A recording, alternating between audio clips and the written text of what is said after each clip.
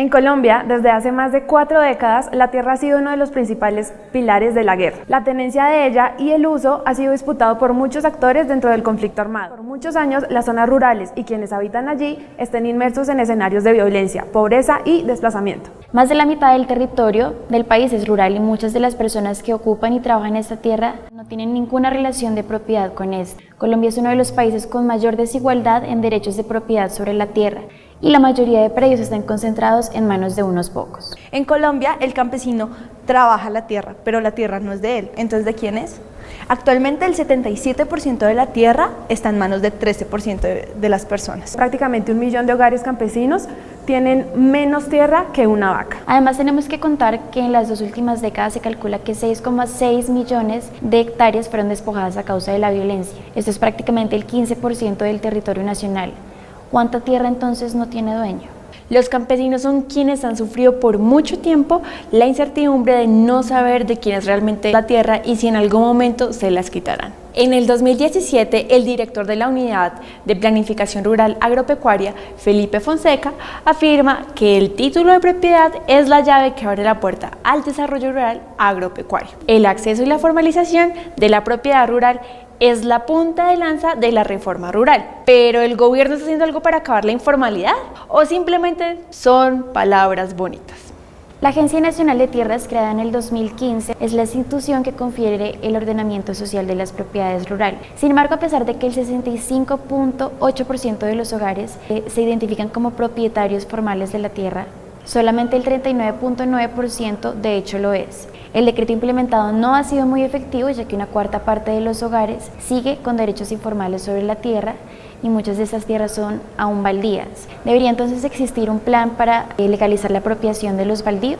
Se supone que la autoridad agraria que tiene la potestad de adjudicar un baldío tiene que constatar no solo que el beneficiario sea campesino, sino la cantidad de tierra que se le es otorgada. Esta no puede pasar de un límite específico, pero ¿sí se cumple esto? No, realmente existe un estancamiento en los procesos agrarios y es una situación que se da por la existencia de un desorden administrativo o negligencia de algunos políticos con las que se ha actuado las instituciones agrarias de forma histórica. La Agencia de Tierras asegura que cumplir con el Plan Nacional de Clasificación de Baldíos es complejo, no solo por ser la primera vez en que el Estado realiza una tarea que requiere de la acción de varios, sino porque la información procedente del antiguo INCODER sigue en papel. Pero, entonces, ¿a la Agencia de Tierras le quedó grande el trabajo? Un dato aproximado señala que en el país pueden haber al menos 4 millones de hectáreas baldías, y eso que aún no se ha hecho un censo de las mismas.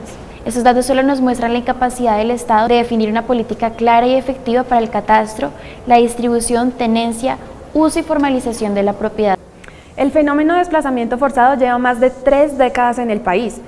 Y una de las lecturas que se pueden hacer apunta a las dinámicas de la confrontación bélica entre grupos guerrilleros, grupos paramilitares y el Estado colombiano. Pero cuidado, eso no excluye a otros actores que se relacionan con los intereses económicos y o políticos. ¿Cuáles intereses? Todos los que hay detrás de las tierras. Tierras que son forzosamente abandonadas y despojadas. Vimos al informe Magdalena, el cual entre su información reseña de 8 casos que relacionan el desplazamiento forzado y el despojo de tierras a manos del accionar del Bloque Norte.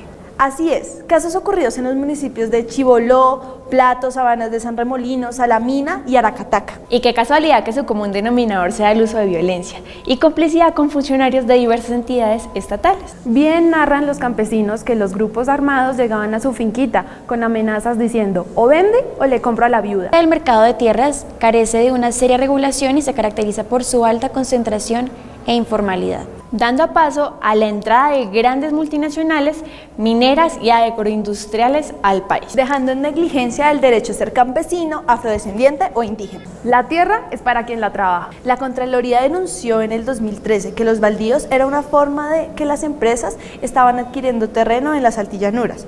En el informe figuraban 15 casos de compras excesivas de tierra, originalmente baldías, de empresas nacionales y extranjeras. El caso más emblemático fue la compra de 52.000 hectáreas en el Bichada por la multinacional estadounidense Cargill, para lo cual constituyeron 36 sociedades y poder hacer una compra fraccionada de la totalidad de las parcelas y hacer el quite a la Ley 160 de 1994. Una empresa que además trae maíz y soya transgénica al territorio. Desde el 2016 se aprobó la entrada de estas semillas con el TLC, a la vez que se criminalizó el derecho ancestral del campesino a reproducir la semilla de su cosecha y que debía adquirir únicamente las patentes aprobadas por el ICA. Pero no nos vayamos tan lejos.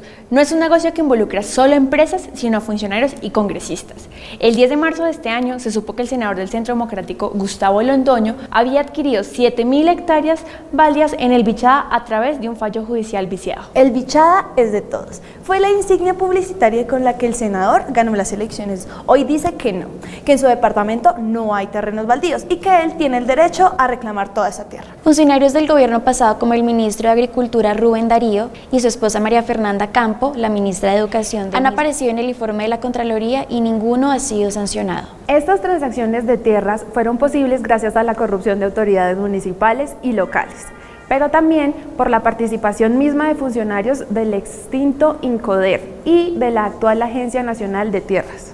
En el 2016, un funcionario del INCODER denunció la existencia de un carrusel de adjudicación de baldíos entre políticos del Bichada. El 28 de marzo del año pasado, en un hotel de Puerto Carreño, el funcionario fue asesinado con un balazo en su ojo. Debido a múltiples denuncias por corrupción y malos manejos, el anterior gobierno de Juan Manuel Santos decidió liquidarlo. De acuerdo al informe de la Procuraduría, entre el 2003 y el 2008 hubo 141 procesos disciplinarios contra sus funcionarios, de los cuales 86 estuvieron relacionados con la adquisición de predios que no eran aptos para adelantar programas de reforma agraria o que compraron por sobrecosto. El INCODER contribuyó a acrecentar los fenómenos de despojo y concentración de tierras, al revocar títulos a campesinos víctimas, readjudicar estos predios a personas que no eran sujetos en la reforma agraria y al no recuperar baldíos acumulados de forma irregular. En el país hay 59 millones de hectáreas de tierra reservada por las pretensiones de comunidades étnicas. La Agencia Nacional de Tierras y abogados externos aseguran que si estas tierras no son reasignadas pronto,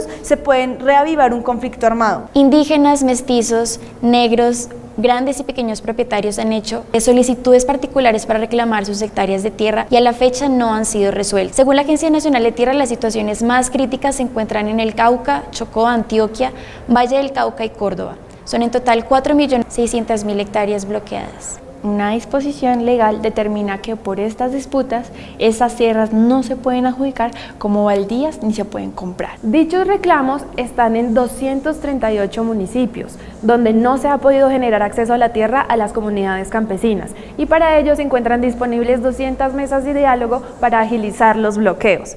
Pero esto no es suficiente, pues el conflicto social se crea diariamente en proporciones mayúsculas. El gobierno de Duque debe revisar con lupa y fortalecer las mesas. Esa es su responsabilidad. Entonces, ¿será que puede en realidad el campesino trabajar la tierra? No, la tierra es del que tiene plata para pagarla y en los jueces en el bolsillo para apropiarla.